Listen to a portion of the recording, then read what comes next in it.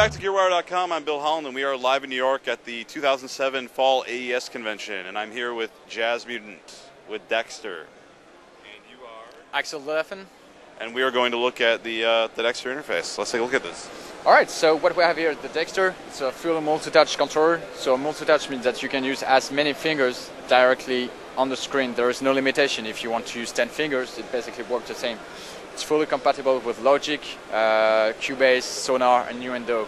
So it's truly plug and play, so you don't have to map anything or load any project to the Dexter. As soon as you plug it to Logic or Cubase, basically your project will be loaded into the Dexter and you can directly work on it. So you can work on 64 different tracks by banks of 8 here. So you always have 8 tracks displayed on the screen, and you can switch from one bank to another using this navigation button here on the top. So you can easily create groups. So for instance, if I want to group this track, this track, this track, and these 2 tracks together, I can just make them as a group, and I can call the group back here. I can link them. So if I'm modifying one track, I will modify the others. I can solo them all together, remove the solo, and that's it for the group. Basically, you can do everything in a group, and everything that you can do on a track will be applied to the other, basically. So here you can also zoom into the faders for more precision. So that means that, for instance, here I will press this button, move up, and then the scale of the fader will change. So you're basically zooming into the fader for more precision. You can go up to 1/10 of a dB, so that's very, very precise. You can directly work on the EQ with your fingers with this page. So everything that you're doing on the Dexter is of course duplicated to Logic directly, and vice versa. So if I'm modifying something on the Logic, it will be directly applied on the Dexter. So when you're modifying something, you will have your values written here, so you know exactly what values you are adjusting. You can work with the Q here.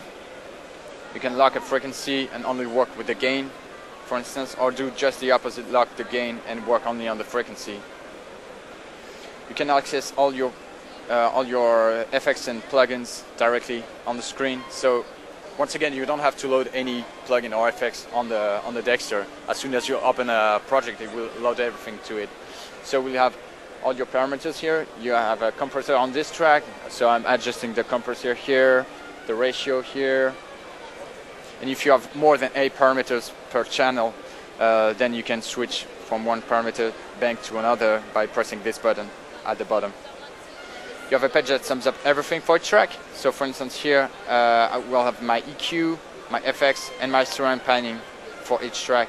That's a very nice feature about the Dexter, is the ability to work with surround panning directly with your fingers with every track all together. So that means I can turn them in that space, group them, or expand them. And basically, I can do everything with automation. So everything that I do with the EQ, with the FX or surround panner will be recorded for automation. So I can play back later, and that's about it for the main features of the Dexter. All right, well, thank you very much. That's awesome. Well, we'll be back with more from the Fall 2007 AES Convention in New York. This has been Bill Holland. I've been talking to JazzMutant with Dexter. Stay tuned for more on GearWire.com.